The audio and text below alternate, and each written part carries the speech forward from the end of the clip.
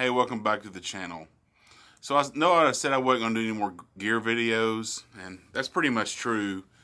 But when I come back from a trip or something like that, I think it's important to lay out what worked and what didn't work on my trip as far as the gear goes.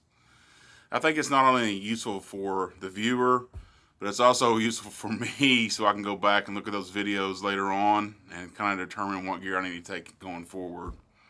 So that's what this video is going to be all about. For my camera situation, I took two different cameras with me. I took the A7R5 and the ZVE1. Predominantly used the ZVE1 the whole trip.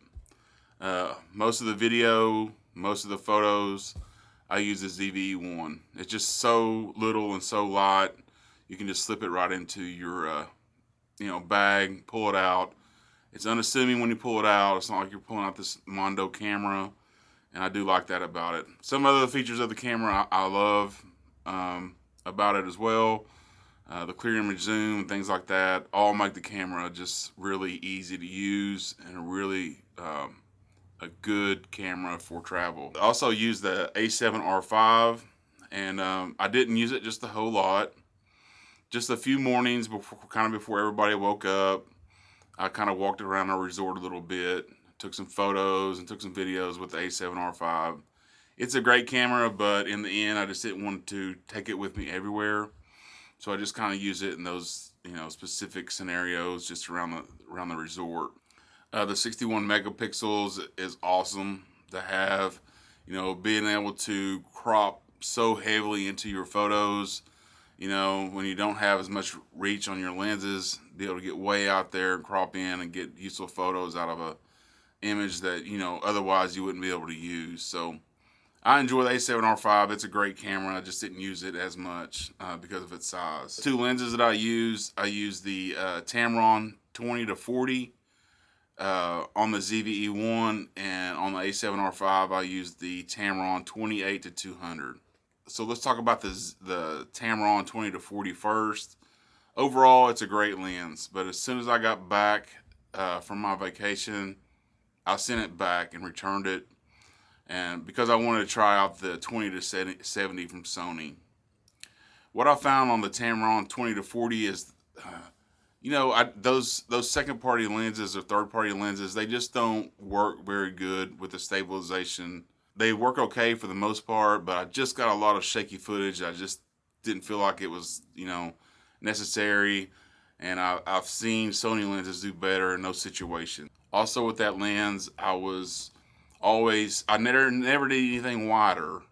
I never did anything wider than 20.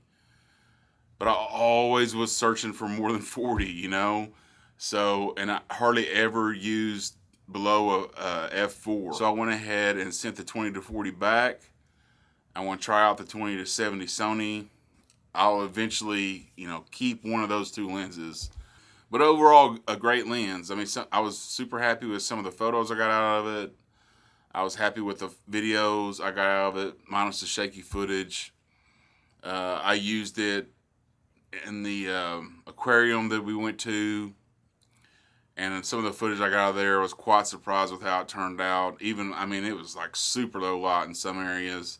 The 28-200 Tamron, I used it primarily on the A7R5, and I found that to be a great, just all-around general purpose lens. So it worked out great. You got to 200 with it. That's pretty convenient. You don't have to take this, massive lens with you to get some pretty decent reach out of it. The 28-200 is just going to be a staple in my bag going forward. It's just a really versatile lens to have with you when you're on vacation, on trips. It's nice to have a lens like that in the bag. So that's pretty much all I took. For action cameras, I took the Insta360. I didn't use it just a whole lot.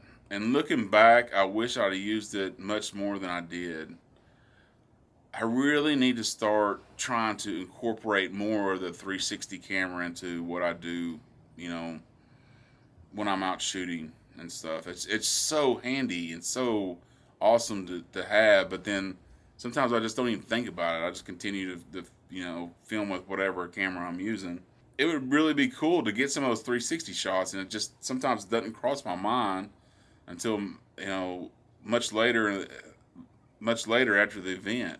Looking back, of course, there was just perfect instances where I should have been using the 360 camera, but just didn't pull it out for whatever reason.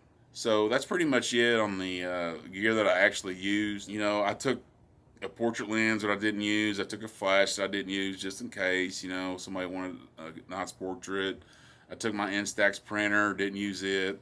There's a lot of things that I took that I didn't use, and that's okay, because you just want to kind of be prepared for a variety of situations, and those situations just never came up to use those gear.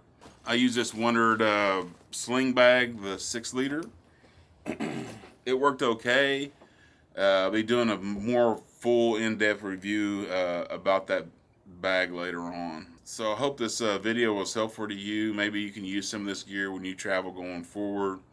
I always find these kind of videos helpful. Like these are the type of videos I'll watch a lot on YouTube, because I'm always searching for better gear to travel with. I want to shrink that kit down as much as possible and only take what I really think I need. Thanks for watching. We'll see you on the next one.